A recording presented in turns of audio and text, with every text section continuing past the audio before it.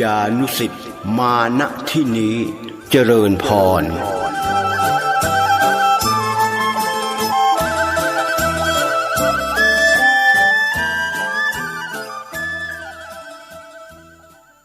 ข่าวสารเพื่อการประชาสัมพันธ์ก็มีความสนใจที่จะจัดทำหนังสือชุดความรู้เรื่องพระพรหมมงคลฝ่ายวิปัสสนาทองสิริมังคโลศาสนบุคคลคุณภาพกับการเผยแผ่พระพุทธศาสนาก็จะมีการจัดพิมพ์ 2,500 เล่มภาษาไทย 2,000 เล่มภาษาอังกฤษ 500 เล่มท่านที่สนใจร่วมบุญบริจาคได้ที่บัญชีธนาคารกรุงไทยเลขที่บัญชี5111714383ชื่อบัญชีพระครูภาวนาโสภิตบุญญาวิสิทธิ์เมืองวงติดต่อสอบถามได้ที่พระครูภาวนาโสภิตฝ่ายวิปัสสนาด็อกเตอร์เจ้าอาวาสวัดบ้านเหล่าพระเจ้าตาเขียวอำเภอป่าซางเชียงใหม่โทร0969521159ได้ทุกวันท่านกำลังติดตามรับฟังสถานีวิทยุกระจายเสียงพระพุทธศาสนาแห่งชาติและสังคมคลื่นเพื่อการศึกษาพระพุทธศาสนาและวัฒนธรรมระบบ FM 104.5 เมกะเฮิรตซ์รายการต่อไปเป็นรายการคดีโลกคดีธรรมเสาร์อาทิตย์ทางสถานีวิทยุแห่งนี้ท่านสามารถใช้โทรศัพท์มือถือระบบ Android ดาวน์โหลดแอปพลิเคชันนี้เพื่อติดตามรับฟังรายการต่างๆของสถานีวิทยุพระพุทธศาสนาแห่งชาติที่รวมกันอยู่ในแอปพลิเคชันนี้39สถานีทั่วไทยแต่ละสถานีมีรายการธรรมะสาระดีๆมามอบให้แก่พวกเราตลอด24ชั่วโมงไม่ว่าท่านจะเดินทางไปแห่งหนตำบลใดท่านก็สามารถพกพาสถานีวิทยุเหล่านี้ติดตัวท่านไปได้เสมอเพียงแค่ท่านดาวน์โหลดแอปพลิเคชันวิทยุพุทธศาสนาทั่วไทยไว้ในโทรศัพท์มือถือของท่านสาธุชนทุกท่านวันนี้ก็เป็นอีกวันหนึ่งที่ทางรายการจะได้หยิบยกบทความที่มีปรากฏอยู่ในหนังสือสำคัญที่บุคคลสำคัญของโลกหลายๆท่านได้กล่าวไว้มานำเสนอต่อท่านผู้ฟังเช่นเคยสิ่งที่บุคคลเหล่านั้นได้กล่าวไว้เป็นเรื่องราวและความสำคัญของพระสัมมาสัมพุทธเจ้าในฐานะที่พระองค์ทรงเป็นผู้กำหนดให้มีพระพุทธศาสนาขึ้นในโลกท่านเหล่านั้นได้กล่าวถึงพระคุณของพระพุทธองค์ไว้มากมายหลายประการบางท่านได้กล่าวเทียบเคียงกับศาสนาและลัทธิอื่นๆในโลกให้เราได้เห็นภาพอย่างชัดเจนมากบางท่านถึงขนาดฟันธงลงไปเลยว่าศาสนาในอนาคตเป็นเพียงศาสนาเดียวที่เป็นศาสนาสากลและเป็นเพียงศาสนาเดียวที่สามารถตอบคำถาม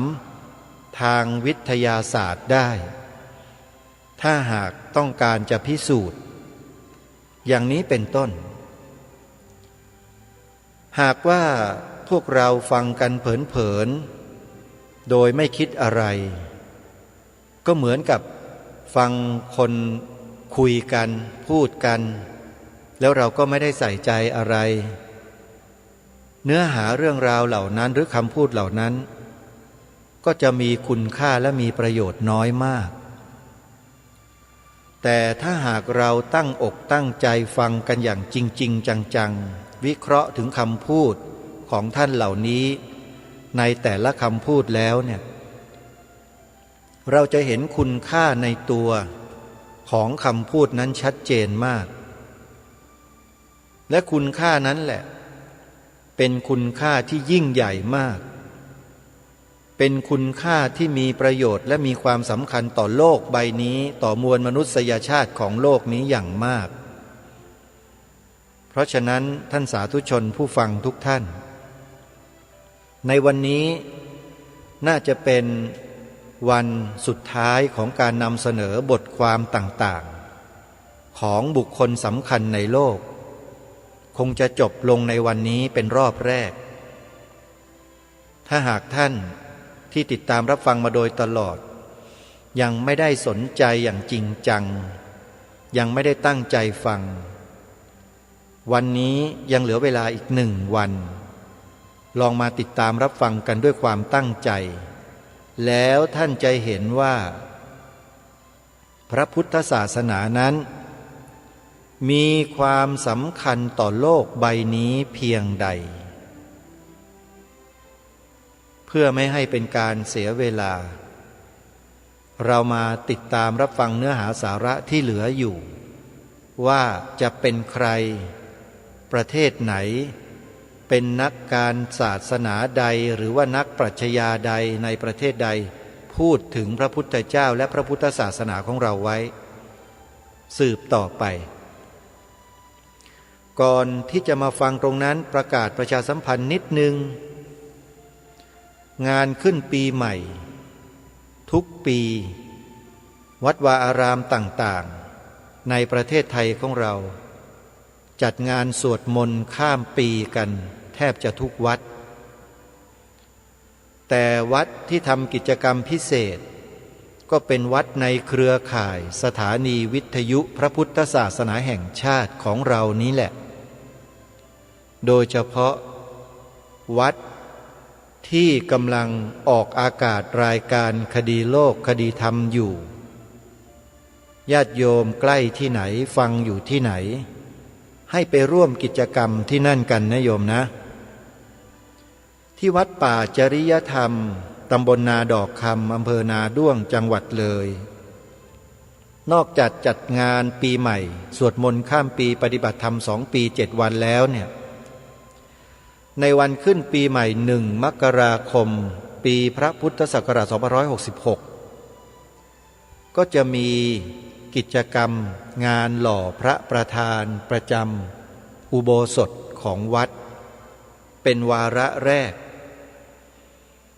ถ้าหากใครไปที่นี่ก็จะได้ร่วมงานหล่อพระประธานวาระที่1นี้ด้วยใครสนใจจะร่วมทำบุญสามารถโทรศัพท์สอบถามได้ที่หมายเลข083275700ท่านสาธุชนทุกท่านเมื่อวานนี้ทางรายการได้อ่านบทความของนักปรัชญานักคิดนักเขียนหลายๆท่านมาถึงช่วงหนึ่งคือกล่าวมาถึงท่านอดีตนายกรัฐมนตรีของประเทศอินเดียเป็นนายกรัฐมนตรีคนแรกคือท่านยาวาฮารานเนรูซึ่งก่อนหน้านี้ท่านก็ได้กล่าวไว้ครั้งหนึ่งแล้วถึงพระพุทธเจ้าของเราครั้งนี้ผู้เขียนได้หยิบยกขึ้นมาอีกครั้งหนึ่งโดยได้นำคำของท่านยาวาราเนรูที่ท่านกล่าวถึงพระพุทธเจ้าของเราไว้อีกแง่มุมหนึ่งมาเผยแพร่ดังนี้ในโลกแห่งการเบียดเบียนต่อสู้เกลียดชังและปราดประหารกันนี้พระธรรมคำสอนของพระพุทธเจ้าได้เปล่งรัศมีรุ่งเรืองดังพระอาทิตย์ทรงกรดบางทีอาจจะไม่มีการไหนเลยที่พระธรรมคำสอนจะเป็นที่ต้องการมากเหมือนในโลกแห่งระเบิดปรมาณูและไฮโดรเจนนี้ตลอดเวลา 2,500 ปีมานี้ ดูเหมือนมีแต่เพิ่มความมีชีวิตชีวาและความจริงแท้ให้แก่พระธรรมคำสอนยิ่งขึ้นขอให้พวกเราจดจำอมฤตธรรมนี้ไว้และพยายามประคับประคองความคิดและการกระทำของเราให้เป็นไปตามทิศทางแห่งคำสอนนั้นพวกเราอาจสามารถพบกับความสงบเย็นได้แม้แต่ในการเผชิญหน้ากับการคุกคามของยุคระเบิดปรมาณูด้วยความสงบเย็นและช่วยกันอีกสักเล็กน้อยโดยการสนับสนุนให้เกิดความคิดที่ถูกต้องและการกระทำที่ถูกต้องด้วยยวาหารานเนรูอดีตนายกรัฐมนตรีคนแรกของอินเดียได้กล่าวไว้เมื่อประมาณปีพระพุทธศักราช 2500 ซึ่งเป็นช่วงผ่านการสงครามปรมาณูมาหมาดๆที่ฮิโรชิมานางาซากิที่ประเทศญี่ปุ่นโดนระเบิดปรมาณูแล้วก็ได้เทียบเคียงถึงหลักคำสอนของพระพุทธเจ้าว่ามีความสำคัญและมีความจำเป็นมีชีวิตชีวาขึ้นในท่ามกลางของสงครามระเบิดปรมาณูหมายความว่ายวารานเนรูกำลังจะบอกโลกว่าโลกได้ทำการเบียดเบียนต่อสู้เกลียดชังประหัตประหารกันในขณะที่คำสอนของพระสัมมาสัมพุทธเจ้านั้นกำลังเป็นที่ต้องการของมนุษยชาติในโลกที่กำลังต่อสู้เบียดเบียนเกลียดชังและประหัตประหารกันอยู่นั้นดุจดังเหมือนกับความมืดที่กำลังต้องการแสงพระอาทิตย์นั่นเองตรงนี้ได้บ่งบอกให้เห็นอย่างชัดเจนว่าพระธรรมคำสอนของพระสัมมาสัมพุทธเจ้าเรานั้นเนี่ยมีความจำเป็นต่อโลกขนาดไหนและมีความจำเป็นต่อมวลมนุษยชาติของโลกนั้นเพียงใดอันนี้คงไม่ต้องอธิบายความกันให้ยืดเยื้อและมากมายเพียงต้องการให้เรานั้นช่วยกันคิดให้เห็นภาพที่ชัดเจนยิ่งขึ้นเท่านั้นเองนี่คือคำกล่าวของอดีตนายกรัฐมนตรีของประเทศที่ไม่ได้นับถือศาสนาพุทธนะโยมแต่นายกรัฐมนตรีของประเทศที่นับถือศาสนาพุทธบางประเทศและเป็นประเทศที่มีพระพุทธศาสนาเป็นศูนย์กลางพระพุทธศาสนาของโลกอยู่ในประเทศนั้นด้วยที่โลกเขายกย่องด้วยนะแต่นายกรัฐมนตรีของประเทศนั้นไม่ประสีประสาอะไรกับเรื่องนี้เลยมันเป็นอะไรที่น่าเป็นห่วงและน่ากังวลไหมเล่าท่านลองคิดดูทีนะนี่ก็เป็นอดีตนายกรัฐมนตรีของประเทศอินเดียนะฮะมาดูท่านข่านมองกาผู้ยิ่งใหญ่ซึ่งเป็นใครจากประเทศไหนอย่างไรนั้นไม่ทราบแต่ผู้เขียนคือท่านเจ้าคุณพระราชปริยัติโมลีสมชัยกุศลจิตโตประเด็นธรรม9ประโยคอดีตรองอธิการบดีฝ่ายกิจการต่างประเทศของมหาวิทยาลัยมหาจุฬาลงกรณราชวิทยาลัยท่านเขียนเอาไว้ว่าพระพุทธศาสนาเปรียบเสมือนฝ่ามือในขณะที่ศาสนาอื่นๆเปรียบเสมือนนิ้วมือท่านเข้าใจเปรียบเทียบนะฝ่ามือที่มีนิ้วมือหลายๆนิ้วคือ5 นิ้วประกอบอยู่ด้วยมือนั้นจะทำประโยชน์ให้กับสังคมโลกนี้อย่างมากมายมหาศาลถ้าหากว่านิ้วมือนั้นเป็นนิ้วมือแท้ๆของฝ่ามือยกเว้นนิ้วมือเทียมนะอันนั้นทำประโยชน์ไม่ค่อยได้มาดูอีกท่านหนึ่งคือดร.กราฮัมโฮท่านได้กล่าวไว้ว่าเมื่อศึกษาพระพุทธศาสนาเพียงเล็กน้อยก็จะเห็นได้ว่าเมื่อ 2,500 ปีมาแล้วชาวพุทธได้รับทราบถึงปัญหาทางจิตวิทยาสมัยใหม่ได้ดีมากกว่าที่พวกเราให้เครดิตด้วยซ้ำพวกเขาได้ศึกษาปัญหาเหล่านี้มานานแล้วและได้พบคำตอบของการแก้ปัญหาเหล่านั้นด้วยแปลว่าดร.กราฮัมโฮเนี่ยเป็นนักจิตวิทยาระดับโลกอีกคนหนึ่ง ได้เขียนถึงพระสัมมาสัมพุทธเจ้าไว้ในลักษณะที่เปรียบเทียบกับหลักจิตวิทยาของเขาหรือของซิกมันฟอยด์หรือของใครก็ตามที่เขาศึกษามาเนี่ยหลักคำสอนของพระพุทธเจ้านั้นรู้เรื่องเหล่านี้มานานแล้วเพราะว่าอย่างนั้นนะทีนี้มาดูคุณพ่อโจเซฟเวนคุณพ่อโจเซฟเวนได้กล่าวไว้ว่าพระพุทธศาสนาสอนว่าชีวิตมิได้อยู่ด้วยกฎข้อบังคับแต่ชีวิตที่ดีงามอยู่ด้วยหลักการและด้วยเหตุนี้พระพุทธศาสนาจึงเป็นศาสนาแห่งความมีใจกว้างนับเป็นระบบที่มีความเอื้อเฟื้อเผื่อแผ่มากที่สุดภายใต้ดวงอาทิตย์นี้โอ้กล่าวไว้ยิ่งใหญ่มากเลยนะยกย่องพระพุทธศาสนาของเราทีนี้มาดูดร.เอ็ดเวิร์ดคอร์นนักปราชญ์ทางพระพุทธศาสนาทางตะวันตกแปลว่านักปราชญ์ท่านนี้ได้ศึกษาหลักคำสอนของพระพุทธเจ้าแล้วเขาก็ได้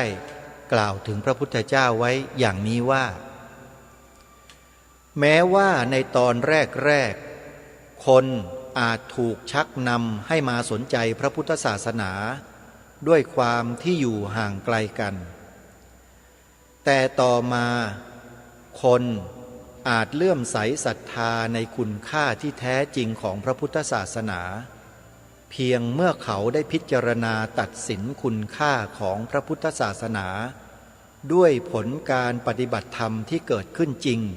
ในชีวิตประจำวันของเขาเองอันนี้เขาพูดจากประสบการณ์ตรงของเขา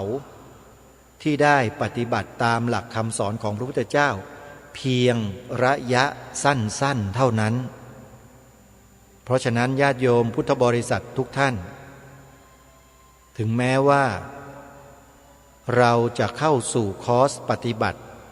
2 คืน 3 วัน4 คืน 5 วัน7 คืน 5 วันบ้างก็ตามแต่ท่านเชื่อเถอะว่าใครที่ตั้งใจปฏิบัติให้จบคอร์สนั้นๆเนี่ยท่านจะเห็นผลการปฏิบัติด้วยตัวของท่านเองอย่างชัดเจนเพราะฉะนั้นสาธุชนทุกท่านอย่าไปปรมาสการทำกิจกรรมปฏิบัติธรรมระยะสั้นๆนะไม่ใช่ว่าทุกคนจะได้ทั้งหมดหรอกแต่คนจำนวนหนึ่งเขาจะได้สัมผัสแล้วเขาก็จะเกิดศรัทธาอย่างมหาศาลขึ้นเหมือนอย่างที่ดร.เอ็ดเวิร์ดคอร์นท่านเนี้ยกล่าวไว้จริงๆทีนี้มาดูนักปราชญ์ทางพระพุทธศาสนาอีกท่านหนึ่งเป็นชาวอินเดียแล้วก็เป็นพระสงฆ์ด้วยท่านชื่อว่าพระคุณท่านศาสตราจารย์อานันทะเกาสัลลยานะมหาเถระท่านกล่าวไว้ว่าเป็นความโชคดีของพุทธสาวกและพุทธสาวิกาทั้งหลายที่ไม่ต้องรับมรดกแห่งความเชื่อที่วิปลาสที่ว่าพระคัมภีร์ซึ่งพระเจ้าดลใจให้เขียนขึ้นไม่มีความผิดพลาดเลยตั้งแต่ยุคเริ่มแรกคือนักปราชญ์ท่านนี้เดิมทีอาตมาภาพก็เชื่อว่าท่านไม่ได้นับถือศาสนาพุทธมาก่อนหรอกท่านก็นับถือพระเจ้าแล้วก็อ่านศึกษาคัมภีร์ของพระเจ้าที่เขากล่าวอ้างกันนั่นแหละและพอมาถึงจุดหนึ่งที่ท่านได้มาศึกษาและปฏิบัติตามหลักของพระพุทธเจ้าแล้วเนี่ยท่านก็กล่าวคำนี้ออกมาจะอ่านให้ฟังอีกครั้งหนึ่งนะเป็นความโชคดีของพุทธสาวกและพุทธสาวิกาทั้งหลายที่ไม่ต้องรับมรดกแห่งความเชื่อที่วิปลาสที่ว่าพระคัมภีร์ซึ่งพระเจ้าดลใจให้เขียนขึ้นท่านไม่มีความผิดพลาดเลยตั้งแต่ยุคเริ่มแรกคือท่านชื่นชมเหล่าพุทธบริษัททั้งหลายว่าโชคดีเหลือเกินที่ท่านไม่ได้ไปหลงเชื่อคัมภีร์วิปลาสเหล่านั้นกล่าวแรงนะ แต่มันก็เป็นความจริงนั่นแหละทีนี้มาดูนักปราชญ์ชาวเยอรมันอีกท่านหนึ่งเฮอร์มานเกเยอริงกล่าวสรรเสริญพระพุทธศาสนาไว้ในลักษณะใดลองมาดูกันข้าพเจ้าทราบว่าไม่มีอะไรในโลกนี้ที่จะมีความสง่างามไปกว่าพระพุทธปฏิมาศิลปะที่สร้างได้สง่างามที่สุดคือพระพุทธปฏิมานี้เชื่อแน่เหลือเกินว่าไม่อาจรังสรรค์ขึ้นได้โดยศาสนาที่มองโลกในแง่ร้ายโอ้โหเฮอร์มานเกเยอริงนั้นกล่าวถึงขนาดนี้เลยหรืออันนี้อาตมาภาพคิดว่าท่านผู้ฟังที่ฟังรายการเมื่อฟังคำของเฮอร์มานเกเยอริงคนนี้ซึ่งเป็นนักปราชญ์ชาวเยอรมันพูดแล้วเนี่ยคงมองเห็นอะไรที่ชัดเจนมากขึ้นโดยเฉพาะเห็นอะไรในประเทศไทยของเราชัดเจนที่พระพุทธศาสนาของเราถูกเบียดเบียนจากใครคนกลุ่มไหนนับถือศาสนาอะไรลัทธิใดเราคงจะมองเห็นชัดเจนนะเพราะว่าศาสนาพุทธเรานั้นอย่างที่ทางรายการคดีโลกคดีธรรมแล้วก็ครูบาอาจารย์ของเราได้ปรารภและพูดอยู่เสมอว่าเป็นศาสนาที่บริสุทธิ์และที่ดีที่สุดในโลกพวกเราที่เรามาชวนกันยกย่องพระพุทธศาสนาให้พระพุทธศาสนาเป็นศาสนาประจำชาติไทยด้วยการบัญญัติไว้ในกฎหมายรัฐธรรมนูญนั้นจึงเป็นสิ่งที่เหมาะสมถูกต้องและควรสนับสนุนอย่างยิ่งที่สุดใช่หรือไม่อันนี้ให้ทุกท่านใช้วิจารณญาณกันเองทีนี้มาดูอีกท่านหนึ่งดร.เคเอ็นชยดิเลเกซึ่งท่านได้กล่าวสรรเสริญพระพุทธเจ้าของเราไว้ในหนังสือที่มีชื่อว่าพระพุทธศาสนาและสันติภาพท่านได้กล่าวไว้อย่างนี้ว่าณที่นี้จำเป็นที่จะต้องมาพิจารณาลักษณะพิเศษอีกประการหนึ่งของศาสนาของพระพุทธเจ้านั่นคือศาสนาของพระศาสดาอื่นมักจะเป็นผลผลิตของแนวปรัชญาที่มีความสอดคล้องกันและให้ข้อเท็จจริงสูงสุดเกี่ยวกับความเป็นอยู่และสัจธรรมศาสนาของพระพุทธเจ้าจึงเป็นวิถีชีวิตที่เป็นผลมาจากการยอมรับชีวทัศน์ซึ่งอาจกล่าวอ้างได้ว่าเป็นข้อเท็จจริงดังนั้นพุทธปรัชญาจึงไม่ว่างเว้นแม้รายละเอียดของธรรมชาติแห่งความรู้นี่คือการกล่าวยกย่องพระพุทธเจ้าโยมพระพุทธเจ้าเก็บรายละเอียดทั้งหมดทั้งสิ้นไม่มีส่วนเหลือเลยแต่ศาสดาอื่นไม่ใช่อย่างนั้นมาดูศาสตราจารย์คาร์ลเปียสันซึ่งได้กล่าวไว้ตอนหนึ่งว่าถ้าปราศจากความสุขทางกามารมณ์ชีวิตจะอยู่ยั่งยืนได้แลหรือถ้าปราศจากความเชื่อในอมฤตภาพมนุษย์จะเป็นคนดีมีศีลธรรมได้แลหรือถ้าปราศจากการกราบไหว้บูชาพระเจ้ามนุษย์จะเจริญก้าวหน้าทางธรรมได้แลหรือได้สิพระพุทธเจ้าทรงเฉลยเป้าหมายเหล่านี้อาจบรรลุได้ด้วยปัญญาเท่านั้นคือลูกกุญแจนำไปสู่มรรคที่สูงขึ้นซึ่งควรค่าแก่การแสวงหาในชีวิตนี้ปัญญาจึงเป็นสิ่งที่จะนำความเยือกเย็นและสงบมาสู่ชีวิตนี้จะทำให้มนุษย์ไม่หวั่นไหวต่อโลกมายาทั้งปวงแปลว่าศาสตราจารย์คาร์ลเปียสันเนี่ยเข้าถึงธรรมนะโยมที่กล่าวมาได้อย่างนี้เนี่ยมาดูท่านพาสคาลเป็นใครอย่างไรไม่ทราบผู้เขียนไม่ได้ลงรายละเอียดไว้พาสคาลคนนี้ได้กล่าวไว้ว่ามนุษย์ ยิ่งใหญ่กว่าพลังมืดบอดของธรรมชาติเพราะว่าถึงแม้มนุษย์จะถูกธรรมชาติบีบคั้น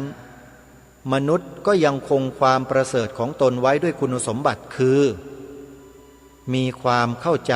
ในธรรมชาติของตนอันหนึ่งพระพุทธศาสนายังชูความเจริญยิ่งขึ้นไปกว่านั้นนั่นคือ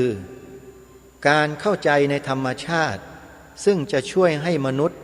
สามารถควบคุมสภาวะการของตนไว้ได้ด้วยเขาสามารถหยุดการถูกธรรมชาติบีบคั้นและใช้กฎเกณฑ์ของธรรมชาตินั้นเลื่อนชั้นตัวเองให้สูงขึ้นได้พาสคาลคนนี้ก็ไม่ใช่พูดเพราะศึกษาหรือฟังมาเท่านั้นแต่ลงมือปฏิบัติแล้วเห็นผลด้วยตัวเองจึงกล่าวออกมาได้เช่นนี้มาดูนักเขียนนิรนามท่านหนึ่งไม่เอ่ยชื่อเขียนไว้หน้าฟังว่า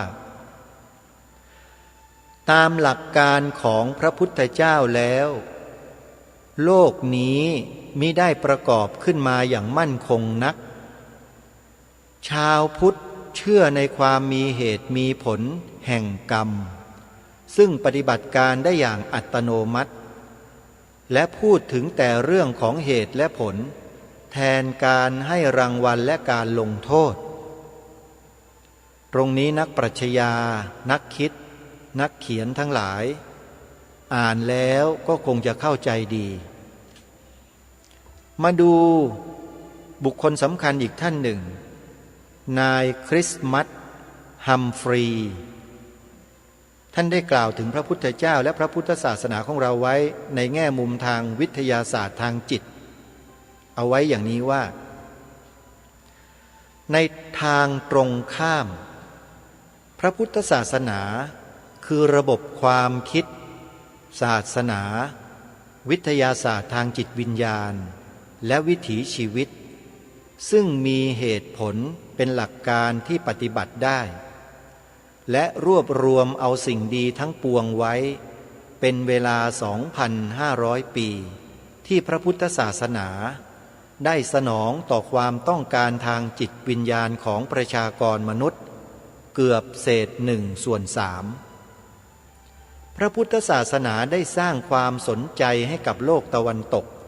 ยืนหยัดอยู่บนหลักการที่พึ่งตนเองควบคู่กับการมีใจกว้างอดทนต่อความคิดเห็นของคนอื่นคล้อยตามวิทยาศาสตร์ศาสนาปรัชญาจิตวิทยาจริยศาสตร์และศิลปะและชี้บอกว่ามนุษย์คือพระผู้สร้างสรรค์ชีวิตของเขาเองในปัจจุบันและเป็นผู้ออกแบบเป้าหมายชีวิตในอนาคตนายคริสมัสฮัมฟรีย์ท่านนี้ได้เขียนบทความนี้ไว้คมมากๆเรียกว่าพระเจ้าทั้งหลายถ้าได้ยินคำพูดของคริสมัสคนนี้ณเวลานี้เนี่ยพระเจ้าเหล่านั้นนั่งสะดุ้งกันหยงเลยโยมเอาจริงไม่จริงก็ลองอ่านแล้วลองฟังกันดูอีกก็ได้นะฮะใครสนใจก็ไปกรอฟังเอาทีนี้มีอีกคนหนึ่งชาร์ลส์ ทีกอร์ฮัมบุคคลนี้น่าจะเป็นคนที่มีชื่อเสียงโด่งดังอีกท่านหนึ่งได้กล่าวสรรเสริญพระพุทธศาสนาไว้ว่าแน่นอนว่าตะวันออกอันลึกลับมารดาผู้สมบูรณ์แห่งศาสนาทั้งหลายได้ให้วิวรณ์การเปิดเผยที่แท้จริงในพระพุทธศาสนาแก่พวกเราทั้งหลายเพราะได้ให้ความรู้เกี่ยวกับความงามและความบริสุทธิ์ของศีลธรรมที่นอนเนื่องอยู่ในส่วนลึกของธรรมชาติมนุษย์ไม่จำเป็นต้องอาศัยทิพยอำนาจใดๆนอกจากสิ่งที่อาศัยอยู่ในหัวใจมนุษย์ที่จะถูกปลุกเร้าให้ตื่นสู้ความรุ่งโรจน์อย่างมีชีวิตชีวากล่าวไว้อย่างงดงามมากๆท่านชาร์ลส์ ทีกอร์ฮัมท่านนี้ลองไปเปิดฟังกันดูอีกรอบนะโยมนะกล่าวไว้งดงามจริงๆคำนี้ลึกซึ้งมากทีนี้มาดูท่านเจ้าประคุณ สมเด็จพระญาณสังวรสมเด็จพระสังฆราชสกลมหาสังฆปรินายกของเราพระองค์ท่านได้ตรัสไว้ว่าทุกคนปรารถนาสุขไม่ต้องการความทุกข์แต่ทำไมคนเราจึงยังคงต้องเป็นทุกข์และไม่สามารถจะแก้ทุกข์ของตนเองได้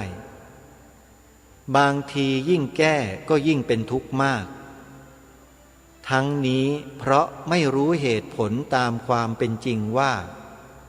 อะไรเป็นเหตุของทุกข์อะไรเป็นเหตุของสุข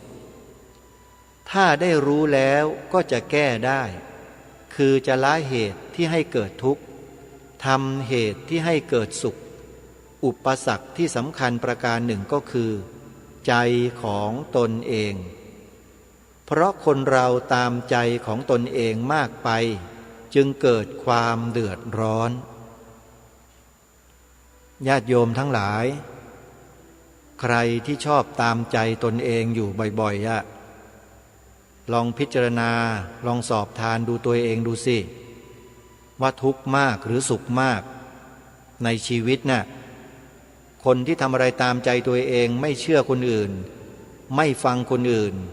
เชื่อแต่ตัวเองฟังแต่ตัวเองคนอื่นต้องฟังฉันเนี่ยคนแบบเนี้ยลองตรวจสอบตัวเองดูซิว่ามีทุกข์มากกว่าสุขหรือมีสุขมากกว่าทุกข์ท่านเจ้าพระคุณสมเด็จพระญาณสังวรสมเด็จพระสังฆราชสกลมหาสังฆปรินายก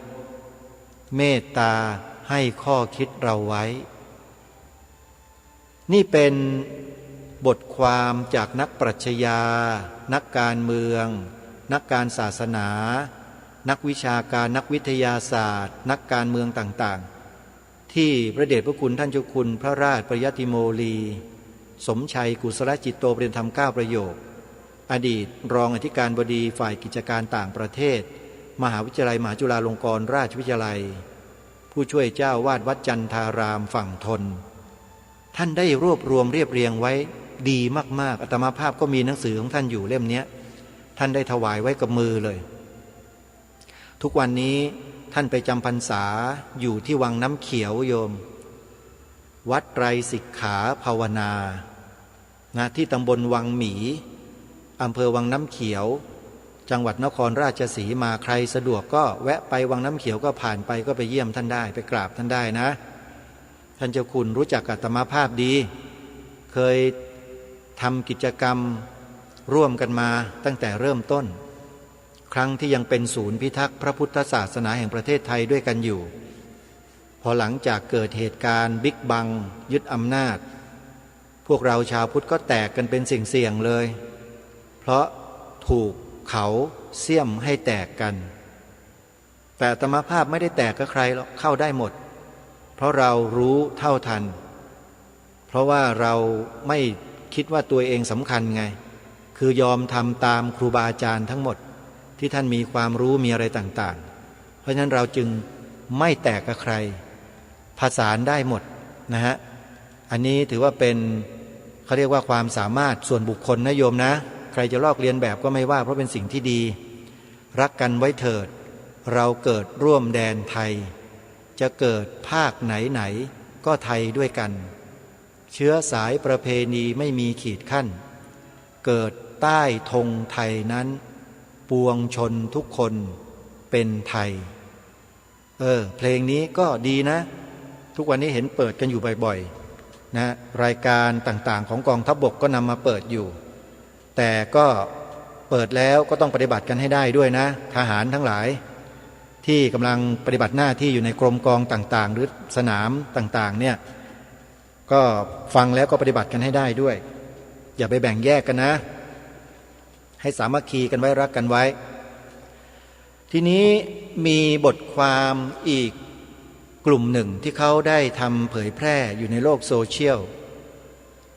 คือเป็นกลุ่มบุคคลที่นำเสนอคำพูดคำกล่าวของดาราฮอลลีวูดซึ่งเป็นดาราดังระดับโลกซึ่งหลายคนก็อาจจะไม่ทราบมาก่อนว่าดาราดังๆระดับฮอลลีวูดที่รู้จักกันทั่วทั้งโลกเนี่ย เขาหันมานับถือพระพุทธศาสนาด้วยหรือเขาหันมานับถือจริงๆเช่นบุคคลที่จะนำมากล่าวต่อไปเนี้ยเดี๋ยวเราลองฟังดูแล้วกันว่ามีใครบ้างแต่ก่อนจะถึงบุคคลเหล่านั้นเนี่ยผู้ที่นำบทความและข้อมูลเหล่านี้มาเผยแพร่เขาได้เขียนคอมเมนต์เอาไว้ก่อนดังนี้ว่าพุทธธรรมในหัวใจซุปเปอร์สตาร์ระดับโลกอันนี้เป็นหัวข้อที่เขาตั้งไว้แล้วเขาก็เขียนบทความอธิบายไว้ดังนี้ในขณะที่กระแสเห่อและคลั่งไคล้ตะวันตกกำลังถาโถมเข้าสู่คนไทยจนวัฒนธรรมประเพณีอันดีงามกำลังจะเลือนหายไปจากสังคมไทยพร้อมๆกับการนับถือพระพุทธศาสนาเป็นหลักครองใจในการดำเนินชีวิตก็กำลังจะกลายเป็นเพียงนับถือพุทธตามสำเนาทะเบียนบ้านเท่านั้นหากจะตั้งคำถามว่าเกิดอะไรขึ้นกับศาสนาพุทธก็คงจะไม่ถูกนักเพราะแม้แต่นักปราชญ์ชาติต่างๆที่มีชื่อเสียงโด่งดังในยุโรปอเมริกาอาทิเช่นเบอร์ทรันด์รัสเซลอัลเบิร์ตไอน์สไตน์อาร์เธอร์โซเพนฮาวเป็นต้นรวมทั้งซูเปอร์สตาร์ระดับโลกเช่นริชาร์ดเกียร์โรเบโตบาโจก็ยังได้กล่าวคำสดุดีและยอมรับนับถือพระพุทธศาสนาเป็นหลักในการดำเนินชีวิตของเขาเลยพระพุทธศาสนาเริ่มเป็นที่รู้จักกันในตะวันตกเมื่อประมาณ150 ปีที่ผ่านมาแล้วโดยในระยะแรกนั้นเป็นเพียงการศึกษาทางวิชาการเท่านั้นแต่เมื่อ10 กว่าปีที่ผ่านมาจากความนิยมทางหลักวิชาการก็กลายมาเป็นที่นิยมในแง่ของการปฏิบัติมากขึ้นเรื่อยๆสิ่งหนึ่งที่ทำให้ชาวตะวันตกหันมาสนใจปฏิบัติธรรมในศาสนาพุทธมากขึ้นนั้นเป็นเพราะความน่าเลื่อมใสศรัทธาของพระหรือครูผู้สอนที่ทำตนเป็นแบบอย่างที่ดี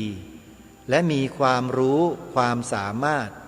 ในการทำให้ผู้ที่เข้ามาปฏิบัติได้เข้าใจหลักธรรมและวิธีการปฏิบัติจนประสบผลสำเร็จในสิ่งที่ต้องการประเด็นสำคัญที่น่าคิดก็คือทำไมที่ผ่านมาชาวตะวันตกจำนวนมากจึงหันมาหาพระพุทธศาสนาคำตอบก็คือพวกเขาคิดว่าศาสนาพุทธแตกต่างจากศาสนาของเขามากในแง่ที่ว่าชาวพุทธเป็นผู้รักสงบและไม่ใช้ความรุนแรงในประเทศอังกฤษเองนั้นเป็นที่ทราบกันดีแล้วจากข่าวของพระเขมาธัมโมพระไทยชาวอังกฤษศิษย์ของหลวงพ่อชาซึ่งได้เข้าไปสอนปฏิบัติธรรมให้แก่นักโทษในเรือนจำของอังกฤษมานานกว่า26 ปีจนเกิดผลดีช่วยลดปัญหาของเรือนจำได้มากจนกระทั่งได้รับพระราชทานเครื่องราชอิสริยาภรณ์จากสมเด็จพระราชินีอลิซาเบธที่2แห่งสหราชอาณาจักรไม่เพียงแต่เท่านั้นยังมีนักโทษจำนวนมากมายที่หันมานับถือพระพุทธศาสนาบางรายที่พ้นโทษออกมาก็ได้มาอาสาสมัครในการเผยแผ่พุทธธรรมด้วยพุทธศาสนิกชนชาวอังกฤษเชื่อว่าศาสนาพุทธจะขยายตัวออกไปเรื่อยๆและจะเป็นศาสนาที่สำคัญที่สุดในโลกตะวันตกหากท่านไม่เชื่อก็ลองอ่านคำสดุดีของนักคิดนักเขียนนักปราชญ์นักปรัชญานักแสดงชาวตะวันตกกล่าวไว้ดังนี้อาร์เธอร์โซเพนฮาวกล่าวไว้เมื่อคริสตศักราช 1788 ถึง 1860 นักปรัชญาชาวเยอรมันกล่าวว่าถ้าข้าพเจ้าจะถือเอาผลแห่งปรัชญาของข้าพเจ้าเป็นมาตรฐานแห่งความจริงข้าพเจ้าก็ควรมีข้อผูกพันที่ต้องยอมรับพระพุทธศาสนาว่าเด่นเป็นพิเศษเหนือศาสนาที่เหลืออย่างไรก็ตามก็จะต้องเป็นที่น่ายินดีสำหรับข้าพเจ้าที่ได้พบว่าคำสอนของข้าพเจ้าเข้ากันได้อย่างใกล้ชิดกับศาสนาซึ่งมนุษย์ส่วนมากนับถือการเข้ากันได้นี้ต้องเป็นที่น่าพอใจมากเพราะในการคิดปรัชญานั้นข้าพเจ้ามิได้ตกอยู่ใต้อิทธิพลของศาสนานั้นแน่นอนอาเธอร์ โซเพนฮาวเขากล่าวยกย่องตัวเขาเองว่าเขาคิดเขาเขียนปรัชญาของเขาออกมาเนี่ยได้ใกล้เคียงกับคำสอนของพระพุทธเจ้าก็ถือว่าเป็นประโยชน์เป็นการยกย่องพระพุทธเจ้าของเราอีกทางหนึ่งเหมือนกันทีนี้มาดูอีกท่านหนึ่งแม็กซ์ มิลเลอร์ศาสตราจารย์ทางนิรุกติศาสตร์ชาวเยอรมันผู้นำในการศึกษาความรู้เกี่ยวกับตะวันออกกล่าวว่ามวลศีลธรรมของพระพุทธเจ้าสมบูรณ์มากที่สุดที่โลกเคยรู้จักมาแม็กซ์ มิลเลอร์ท่านนี้ยอมรับแล้วก็ลบกลบกลืนในมวลคำสอนของศาสดาอื่นหมดเกลี้ยงไม่มีเหลือเลยนั่นก็หมายความว่าแม็กซ์ มิลเลอร์ยกย่องศีลธรรมของพระพุทธเจ้าเหนือกว่าศาสนาใดๆในโลกทีนี้มาดูอีกท่านหนึ่งเบอร์ทรันด์ รัสเซลกล่าวไว้เมื่อปีคริสตศักราช 1872 ถึง 1970 เบอร์ทรันด์ รัสเซลนั้นเป็นนักปรัชญานักเขียนนักคณิตศาสตร์และนักต่อสู้คัดค้านอาวุธนิวเคลียร์ของอังกฤษเป็นชาวอังกฤษนะฮะแล้วก็เป็นผู้ที่รับรางวัลโนเบลสาขาวรรณกรรมในปีคริสตศักราช 1950 ได้กล่าวไว้ว่าพระพุทธศาสนาเป็นการรวมกันของปรัชญาแบบพินิจความจริงกับวิทยาศาสตร์ศาสนานั้นสนับสนุนวิธีการทางวิทยาศาสตร์และติดตามวิธีการนั้นจนถึงที่สุดซึ่งอาจเรียกได้ว่าเป็นศาสนาแห่งเหตุผลในพระพุทธศาสนาเราจะได้พบคำตอบที่น่าสนใจเช่นจิตใจกับวัตถุคืออะไรระหว่างจิตใจกับวัตถุนั้นอย่างไหนสำคัญมากกว่ากันเอกภพเคลื่อนไปหาจุดหมายปลายทางหรือไม่พระพุทธศาสนาพูดถึงเรื่องวิทยาศาสตร์ยังหานำทางไปไม่ได้เพราะความจำกัดแห่งเครื่องมือของวิทยาศาสตร์ชัยชนะของพระพุทธศาสนาจึงเป็นชัยชนะทางด้านจิตใจอันนี้เป็นความจริงที่นักวิทยาศาสตร์ยังไปไม่ถึงเลยจนถึงปัจจุบันนี้นะโยมนะทีนี้มาดูซุปเปอร์สตาร์ระดับโลกที่คนทั่วโลกชื่นชอบและคลั่งไคล้กันนั้นว่าการที่เขาสนใจและบางรายถึงกับเปลี่ยนมานับถือศาสนาพุทธนั้นและพร้อมอุทิศตนทำงานเพื่อช่วยจันลงพระพุทธศาสนานั้นย่อมแสดงให้เห็นว่าหลักธรรมในคำสอนของพระพุทธศาสนาเป็นที่พึ่งที่ระลึกของพวกเขาได้อย่างแท้จริงทอม ครูซชาวอเมริกันพระเอกหนุ่มเนื้อหอมผู้มีชื่อเสียงโด่งดังจากภาพยนตร์เรื่อง Mission Impossible ได้กล่าวยกย่องพระพุทธศาสนาในการแถลงข่าวงานเปิดรอบปฐมทัศน์ของหนังเรื่องใหม่ที่เขาแสดงนำคือเรื่อง The Last Samurai ณ โรงแรมริชกลางใจกรุงปารีสว่าหลังจากที่ตนได้ศึกษาบทนำจากหนังเรื่องดังกล่าวซึ่งจะต้องทำความเข้าใจในปรัชญาตะวันออก ทั้งพระพุทธศาสนาและศิลปะบูชิโดของญี่ปุ่นทำให้ตนได้เรียนรู้หลักการดำเนินชีวิตที่เรียบง่ายและยืดหยุ่นซึ่งสามารถนำมาปรับใช้กับชีวิตประจำวันได้อย่างน่าเหลือเชื่อนอกจากนี้เขายังได้กล่าวยกย่องศาสนาพุทธว่าเป็นศาสนาที่เป็นรากฐานของวิทยาศาสตร์ทั้งหมด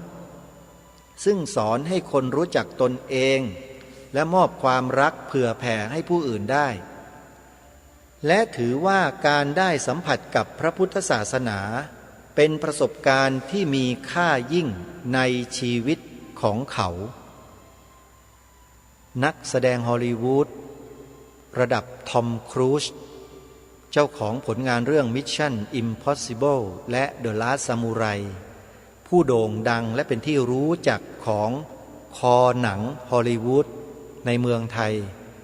กล่าวไว้อย่างนี้แล้วแฟนๆทอมครูซในประเทศไทยว่าอย่างไรทีนี้มาดูซุปเปอร์สตาร์ของโลกของฮอลลีวูดอีกท่านหนึ่งอันนี้กล่าวไว้ยาวหน่อยนะโยมนะค่อยๆฟังค่อยๆพิจารณาไปแต่ปรากฏว่าเหลือบดูเวลาหมดซะแล้วท่านผู้ฟังฮะไม่ทันซะแล้วเดี๋ยวฝากเอาไว้อีกวันหนึ่งแล้วกันนะโยมนะสั้นๆแล้วก็จะมาพูดคุยกันเป็นการปิดท้ายในวันต่อไปแล้วกันวันนี้เวลาของรายการหมดเดี๋ยวคำกล่าวของดาราฮอลลีวูดที่เหลือเราไว้ติดตามรับฟังกันในวันต่อไปวันนี้เวลาหมดลงแล้วต้องขอสมมุติยุติรายการลงแต่เพียงเท่านี้ไว้พบกับรายการได้ใหม่ในวันต่อไปขอความสุขความสวัสดีในธรรมแห่งองค์สมเด็จพระบรมศาสดาสัมมาสัมพุทธเจ้าจงปรากฏเกิดมีขึ้นในจิตใจของท่านผู้ฟังทุกท่านทุกคนเทินขอเจริญพ